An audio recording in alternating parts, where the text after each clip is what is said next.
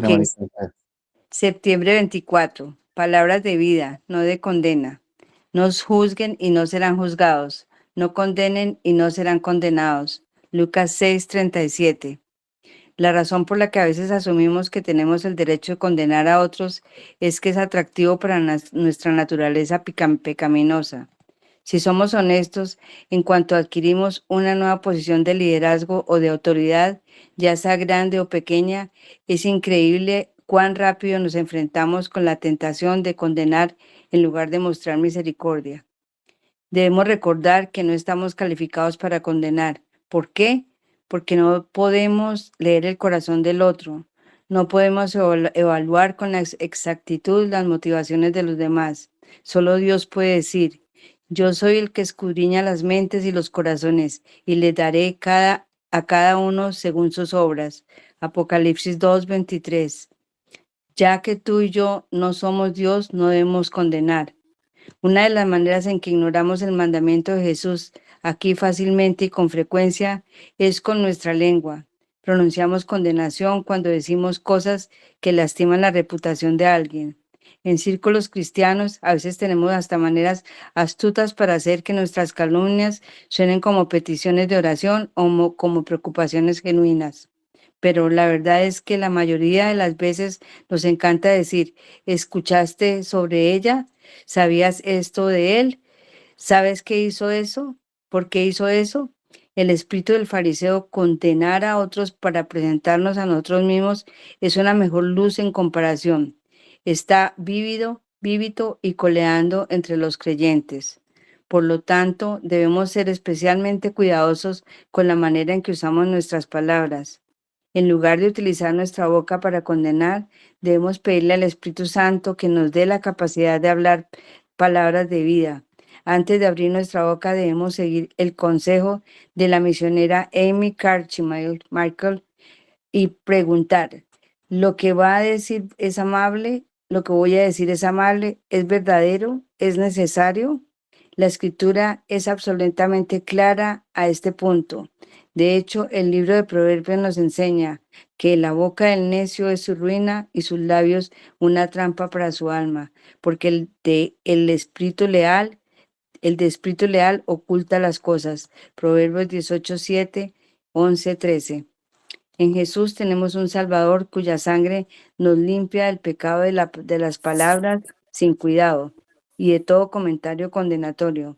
Un Salvador que nos perdona de la tendencia pecaminosa que se levanta en nuestro corazón y que intenta jugar un papel que solo le pertenece a Él. A la luz de esto, debemos arrepentirnos a diario de los pecados de nuestros labios y pedirle al Espíritu que nos dé un deseo renovado para que tanto las palabras de nuestra boca como la meditación de nuestro corazón sean aceptables a los ojos del Padre. Salmo 19:14. Lucas 6:37-45. Amén. Y discúlpenme. Tranquila, Marita Nación. Bueno, muy buenos días para todos y cada uno de ustedes, mis amados hermanos. Como bien escucharon, este devocional del día de hoy es una lima bastante grande y que nos cobija a todos nosotros. Porque ¿quién de nosotros no ha emitido un juicio? ¿Y quién no ha establecido una sentencia en contra de alguien? ¿O ha hablado en contra de alguien? ¿O ha murmurado en contra de alguien? Todos nosotros aquí. Como dice el texto, es libre pecado que tire la primera piedra.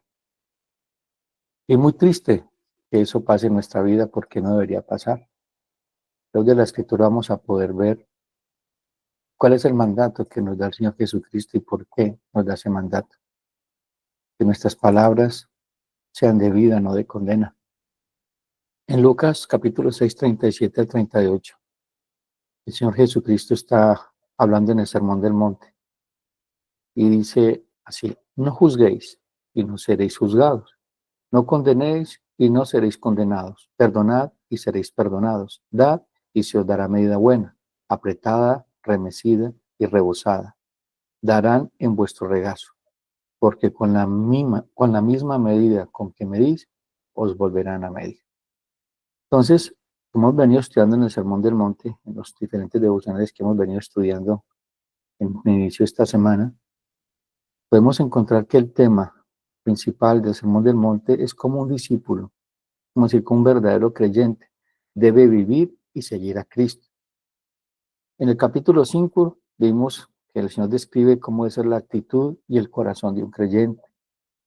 En el capítulo 6 explica cómo mantener puros los motivos mediante la oración y cómo centrar nuestra vida en las recompensas eternas, en la espera del regreso de Cristo de cada creyente. Y luego nos advierte sobre la hipocresía y el temor, la preocupación y la búsqueda de las cosas materiales. Pero en este capítulo 7, que ya es casi al final, y es el final porque es del 5 al 7, Jesús nos está recordando, nuestro Señor está recordando a cada uno de nosotros. Debemos tener una justicia que supere a los escribas y los fariseos, porque el corazón de los discípulos ha sido transformado. Todos nosotros somos discípulos de Cristo, somos seguidores de Cristo. Entonces, si esa es nuestra premisa, dice el Señor, todo aquel que quiere ser mi discípulo, niéguese a sí mismo, tome su cruz y siga. Negarnos a nosotros mismos, negar todos nuestros argumentos, nuestra cosmovisión de vida, la manera que podemos evaluar las diferentes circunstancias que pasan a nuestro alrededor. Entonces, el Señor, debemos entender que el Señor, cada momento que está hablando, está dando una enseñanza de vida y estableciendo mandamientos para vivir, porque realmente esto es un mandamiento. Diciendo, no juzguéis y no seréis juzgados. No está diciendo, si a ustedes les parece, creen, a lo mejor, quizás, tal vez. No, es un mandamiento, no. Es un imperativo, no juzguéis y no seréis juzgados. Entonces todos nosotros, los que estamos aquí reunidos y todo ser humano, siempre está a emitir un juicio de opinión sobre las razones que mueven los actos de las personas hasta juzgar el punto tan crítico, la intimidad ajena. Como si nosotros tuviéramos la capacidad de conocer los pensamientos y las motivaciones de los demás. Aquí empieza todo. Pensamos y sentimos por los demás y tomamos un juicio y establecemos una condena sobre ese juicio, como si fuéramos Dios. Y mire lo crítico que es esto y lo delicado, porque es que no el que puede juzgar los pensamientos y las intenciones del corazón es el hombre. Perdón, es Dios, no el hombre. Y desde allí empezamos a tomar la posición de Dios y empezamos a pecar en contra de Dios. Entonces, en nuestra naturaleza caída es para todos nosotros, aquí no se exime ninguno, un deleite juzgar y emitir juicios de condena. Pues siempre queremos sentirnos mejores que los demás y nos sentimos con el derecho por encima de Dios de establecer una pena o una condena. Los pleitos, las contiendas que vemos a diario, que llevan a cada uno de nosotros a hacer guerra contra otras personas. Y lo más triste es que como cristianos, en su origen, es el mismo modo y la cura. Es lo que dice Mateo 5, 19 al 20. Porque del corazón salen los malos pensamientos, los homicidios, los adulterios, las fornicaciones, los hurtos, los falsos testimonios, las blasfemias. Estas cosas son las que contaminan al hombre. Pero el comer con las manos sin lavar no contamina al hombre. O sea, ¿qué es lo que contamina al hombre? Lo que sale por nuestra boca. Lo que hacen nuestras palabras. Tus palabras glorifican el nombre del Señor. Las intenciones de esas palabras tienen una motivación siempre direccionada hacia la gloria de Dios y a la exaltación de su nombre. Esa es la primera pregunta. En Santiago capítulo 4 uno dice, ¿de dónde vienen las guerras y los pleitos entre vosotros? ¿De vuestras pasiones, las cuales combaten con vuestros miembros? A nuestros sentimientos y emociones deben ser sometidas a la palabra del Señor. Es un sometimiento absoluto. Pues que dice, someteos a Dios, resistir al diablo y él huirá de vosotros. Si nosotros nos sometemos a Dios cuando vamos a emitir un juicio o cuando vamos a querer interpretar las acciones de alguien con base a nuestros argumentos, vamos a pecar. Y vamos a ver que emitir un juicio podemos hacerlo. La pregunta es cómo tú lo haces. Y vamos a darnos cuenta qué significa emitir un juicio, porque hemos también malinterpretado esa palabra. Entonces, hemos venido considerando nuestra hipocresía y debilidad en nuestra total pobreza. espiritual, que es lo que vimos bienaventurados los pobres y humildes de espíritu, aunque empieza el Sermón del Monte. Todos nosotros, los que estamos aquí, todo el tiempo somos pobres y humildes de espíritu. Nunca somos sobrados. Y la Biblia dice, mira que el que esté firme, que no caiga. Siempre vivimos una total dependencia de Cristo, de su gracia, de su misericordia. Cuando estábamos en Cristo andábamos en una bancarrota espiritual, en todos los aspectos. Hoy estamos en Cristo. Tenemos una vida abundante. Y la pregunta es, ¿de nuestros labios sale vida o sale muerte? De nuestros pensamientos, ¿qué es lo que sale de nuestros pensamientos? Porque antes de pensar hablamos, aunque mucha gente no piensa para hablar. Debemos estar pensar en lo que estamos pensando. Si lo que estoy pensando acerca de alguien glorifica el nombre del Señor o está cargado de un juicio pecaminoso, algo que no va a edificar, algo que va a destruir, porque la crítica constructiva con base al Evangelio edifica, restaura, porque la iglesia debe juzgar. No hay una iglesia que no pueda mirar las cosas desde la perspectiva del Señor y quedarse callado por evitar una confrontación o por agradar a los demás. Podemos llegar a ese límite. Pero también hay excesos. Entonces es que los excesos siempre son malos. El Evangelio siempre es un punto de equilibrio. Un punto de equilibrio. La justicia de Dios, la gloria de Dios es el centro de todo. Allí converge todo, porque fuimos creados para la gloria de Dios y deleitarnos de esa gloria eternamente. Entonces, tengamos en cuenta que en este capítulo, específicamente, en los 5 primeros versículos, es por eso que Jesús advierte a los discípulos a no juzgar a los demás y les instruye cómo mantenerse en el camino estrecho de la vida eterna.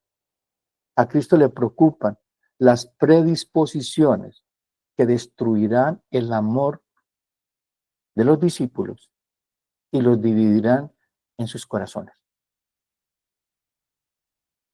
Como vemos que entre los discípulos había también discordias. Si ustedes ven la historia de Jesús en los diferentes evangelios, van a encontrar que Jacob, Pedro y Juan, a pesar de que andaban juntos con Jesús, tenían sus problemas de lugar. Todos querían un lugar. Cristo llegó al punto, Pedro llegó al punto de decir, Señor, yo te amo más que estos. Emitió un juicio. Se vio a sí mismo amando más a Cristo que cualquier otro. Y vimos el final, fue juzgado, porque sus palabras lo juzgaron. Luego negó a Jesucristo 3 veces. Entonces, ¿qué es juzgar? Entonces fuimos al diccionario, dice juzgar. Concepto de juzgar o juzgarse. Refiere al proceso de formar una opinión o evaluación sobre algo o alguien, basándose en la observación, el análisis y la comparación con criterios o estándares previos. Es una habilidad cognitiva y social que nos permite tomar decisiones informadas y discernir entre diferentes opiniones. Mire que el concepto como tal es muy amplio y podemos aplicarlo a nuestra vida. Todos en algún momento estamos juzgando algo, evaluando, observando para tomar decisiones. Entonces, primero el Señor ordena no juzgar y luego da una orden similar y ordena no condenar. Entonces aquí como una contradicción. Bueno, el cristiano no debe juzgar. La pregunta es, ¿qué es lo que está diciendo el Señor Jesucristo aquí? La palabra condenar significa censurar a alguien declarándolo culpable o juzgar a alguien como si estuviéramos en el lugar de Dios y conociéramos el corazón de esa persona. Aquí es donde empieza todo. Nos ponemos en el lugar de Dios y pensamos que conocemos el corazón de esa persona. Es lo que dice 1 Samuel 16, 6 al 7. Y aconteció que cuando ellos vinieron, él vio quién, escuchen esto, está hablando que Samuel, el profeta Samuel, un hombre, como dice la escritura, que Dios dice que me he provisto de un profeta conforme a mi corazón, solamente lo dijo de Samuel y de David. Dice, aconteció que cuando ellos vinieron, él vio a Eliab y dijo, de cierto delante de Jehová estás ungido. Contexto, el Señor envió a Samuel a ungir al rey que iba a reemplazar a Saúl. ¿Y qué vio Samuel? El hermano mayor de David, y dijo, este es, porque él tenía puestos sus ojos en la altura que tenía, en la presencia que había en él y quizás la imagen de autoridad que se veía en él. Y Jehová respondió a Samuel, no mires a su parecer, ni a lo grande de su estatura, porque yo, escucha esto, porque yo lo desecho, porque Jehová no mira lo que miran los hombres, pues el hombre mira lo que está delante de sus ojos, pero Jehová mira el corazón. Nosotros siempre estamos mirando lo que está delante de nuestros ojos y pensamos que nuestros ojos pueden escudriñar el corazón de las personas, intenciones, motivaciones. ¿Qué ves lo fácil que es pecar contra Dios en esta actitud pecaminosa? Está claro, mis amados hermanos, que todo hombre quiere juzgar. La pregunta es, ¿cuál es la base de este juicio? Y el criterio con el cual será aplicado este juicio. O sea, ¿cuál es la base del juicio que tú tienes? Muchas veces usamos el evangelio de una manera incorrecta para establecer un juicio en contra de alguien. Pero si nosotros tenemos claro de que en nosotros hay una pobreza espiritual grandísima, somos necesitados de la gracia del Señor, sabemos que los demás también necesitan la gracia del Señor. Y dice la Escritura, de su plenitud tomamos todos gracia sobre gracia. Así como yo necesito de la gracia de Dios, tu prójimo también la necesita. Y entonces si vas a emitir un juicio, primer punto, debe darle gloria a Dios.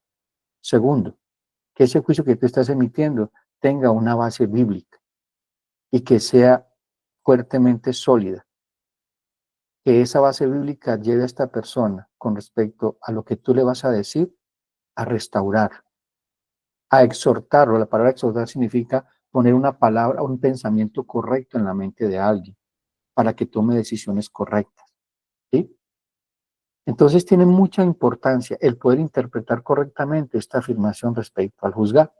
Porque hay muchos que dicen que ese no juzguéis debe tomarse siempre literalmente como es, como el significado de que el cristiano verdadero nunca debe expresar opiniones acerca de los demás. Entonces, quiero hacer una pregunta. Si este mandato de no juzgar significa que no debemos tomar una decisión, juzgar ni determinar lo bueno o lo malo de alguna situación. Si alguien afirma algo, puede juzgar si lo que dicen es cierto o falso. Y si lo haces, lo estás juzgando. Entonces, para contestar esta pregunta, veamos otro versículo en la Biblia. En Lucas 12:57 dice, Jesús pregunta a sus discípulos, ¿y por qué no juzgan por sí mismos lo que es justo?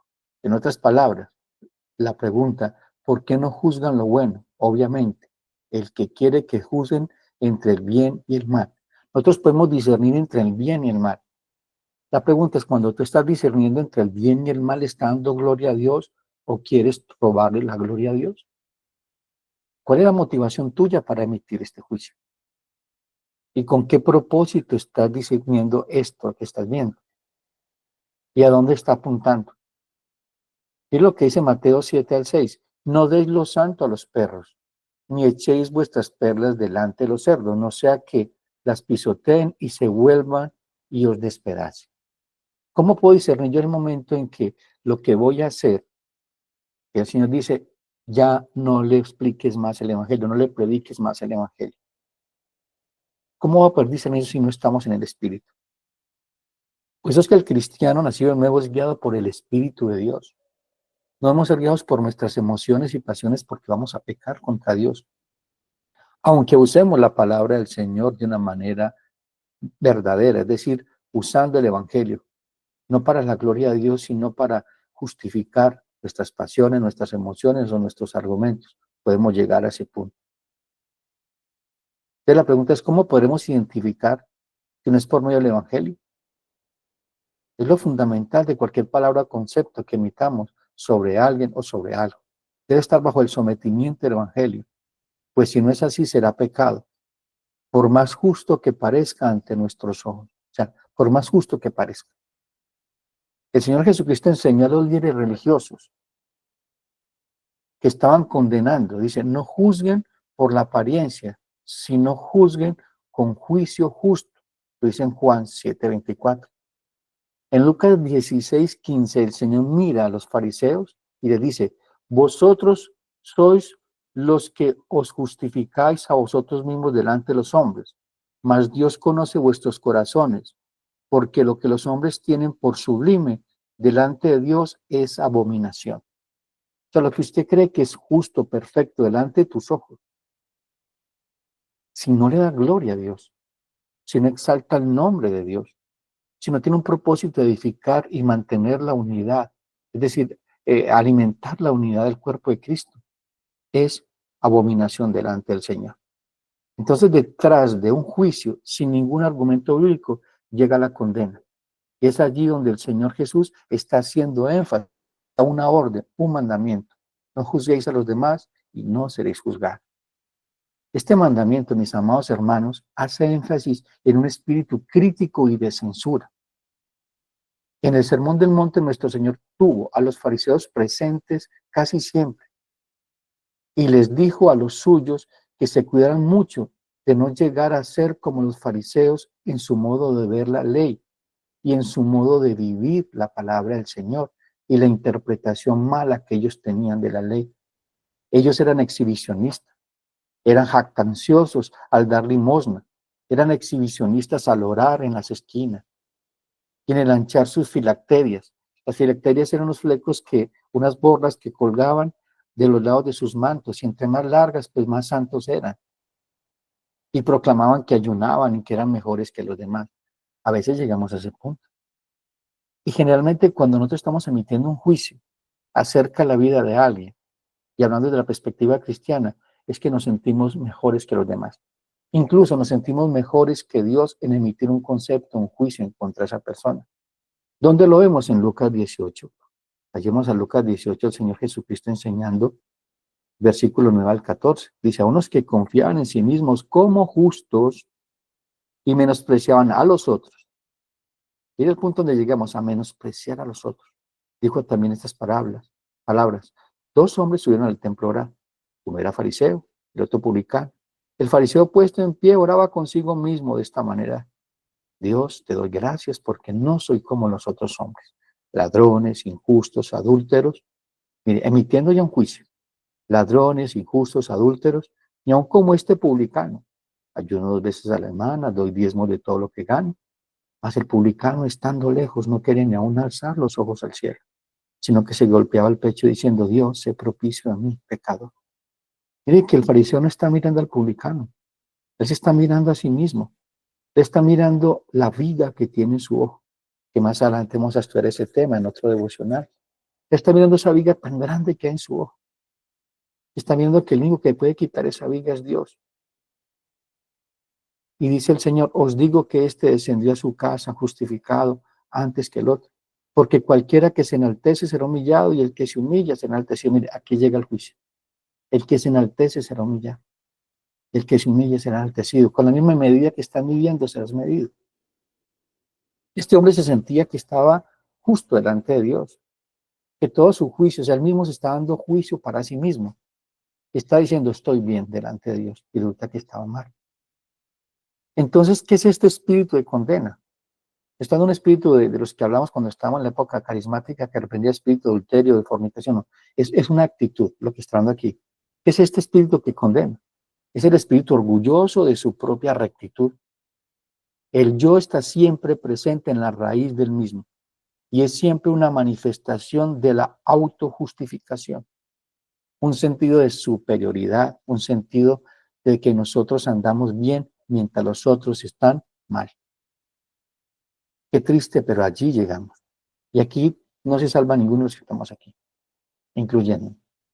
Esto nos conduce entonces a un espíritu de censura, el espíritu que siempre está dispuesto a expresar una forma detractora. Y luego, junto con esto, da la tendencia a despreciar a los demás y a tenerlos en menos. No solo estoy describiendo a los fariseos, estoy describiendo a ti y a mí con ese espíritu fariseico. Es un juicio definitivo de la persona que tiene este espíritu o actitud. Y lo que hace tan terrible este juicio es que de mente pertenece a Dios. Este juicio le pertenece a Dios, no a los hombres.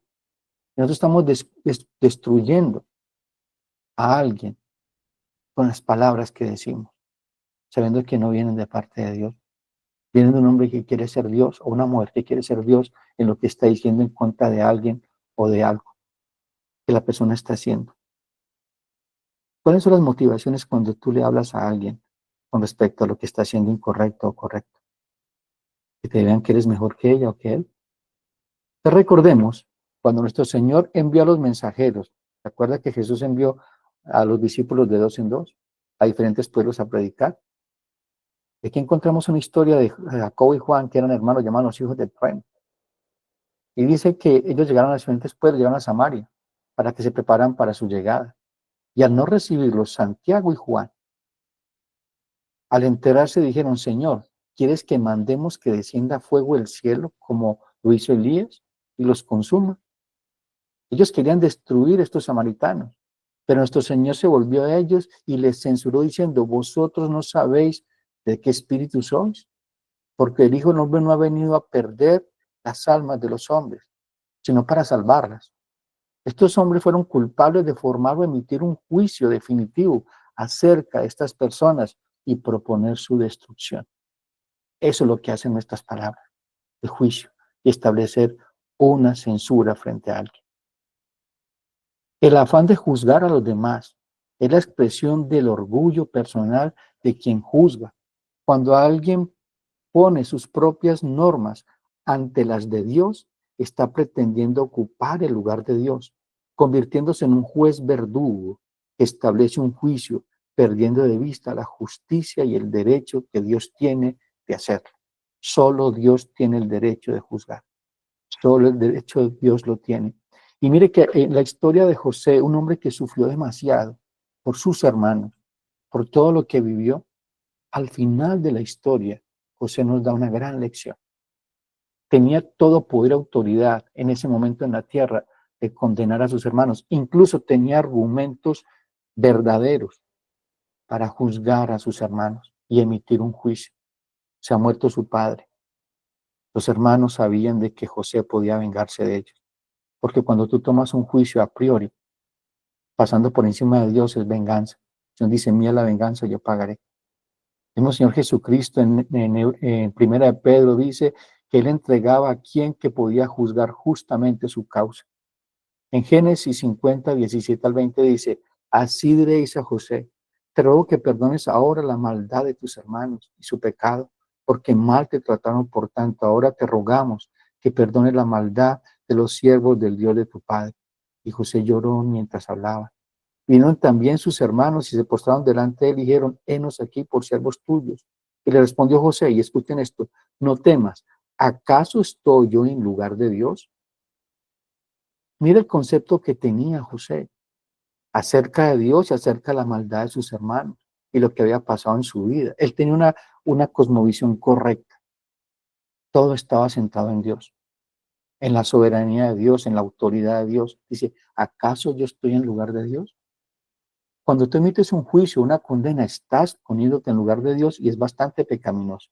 Y vamos a ver ahorita más adelante por qué es tan pecaminoso y tan fuerte esto.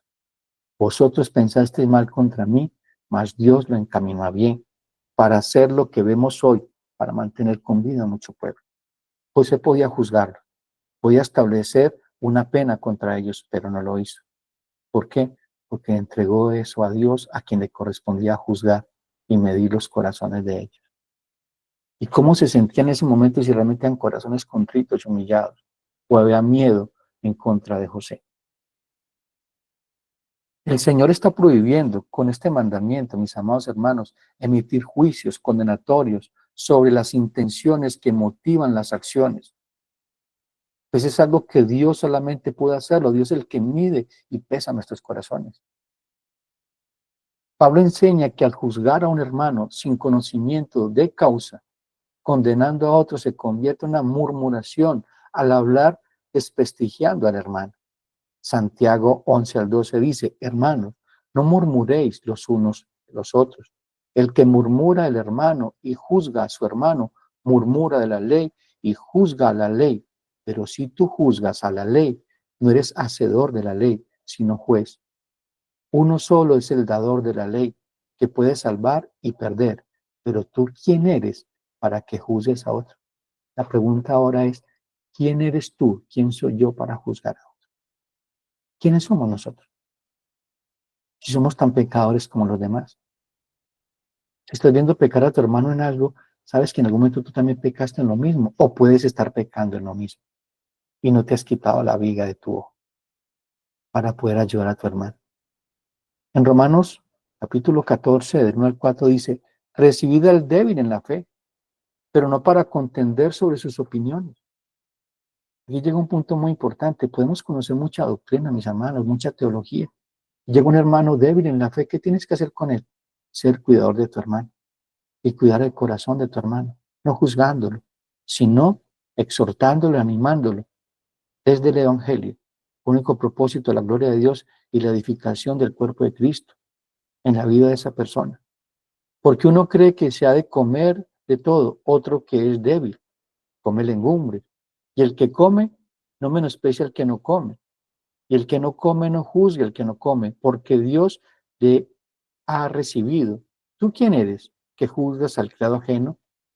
Para su propio Señor está en pie o cae, pero estar firme, porque poderoso el Señor para hacer estar firme.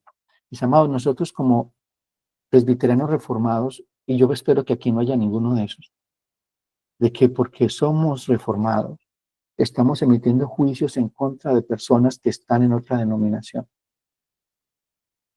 El hecho de que unos piensen que la salvación se pierde al ser un arminiano, no significa de que ese hombre no vaya al reino de los cielos, o no viene al reino de los cielos. Entre las iglesias pentecostales, neopentecostales, hay hombres y mujeres de Dios que perseveran en la salvación, que aman al Señor, que tienen temor reverente delante del Señor. No somos quien para juzgar eso. Es el Señor que lo hará. Solo tenemos que orar por ellos, nada más, y ayudarlos, si Dios nos permite el momento de hacerlo. Es la razón por la cual no debemos juzgar, es para no ser juzgados. Dios es el juez supremo del universo. El Padre ha entregado al Señor la potestad de juzgar.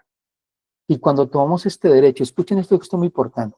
Dios tiene la autoridad, es el juez supremo. Y le entrega esa autoridad a Cristo, a nuestro Señor, para que sea el juez cuando Él venga. Y cuando tomamos este derecho dado a Cristo, estamos en contra de Cristo y en lugar de Cristo, es decir, somos anticristo. Eso es lo que significa la palabra anticristo, uno que se opone a Cristo y se pone en el lugar de Cristo. Es decir, cuando tú estás juzgando a alguien de la manera incorrecta, con la motivación incorrecta, estás en contra de Cristo. Entonces, quien juzga las intenciones de un hermano y se constituye en un fiscal, acusador y juez, debe tener en cuenta que también será juzgado. En Romanos 14, 10 al 14 dice, pero tú, ¿por qué juzgas a tu hermano? O tú también, ¿por qué menosprecias a tu hermano? Porque todos compareceremos ante el tribunal de Cristo, porque está escrito, porque escrito está, vivo yo, dice el Señor, que ante mí se doblará toda rodilla y toda lengua confesará a Dios. De manera que cada uno de nosotros dará a Dios cuentas de sí. Así que ya no nos juzguemos más los unos a los otros, sino más bien decir, no poner tropiezo u ocasión de caer al hermano. Y eso es lo que hacemos cuando estamos juzgando.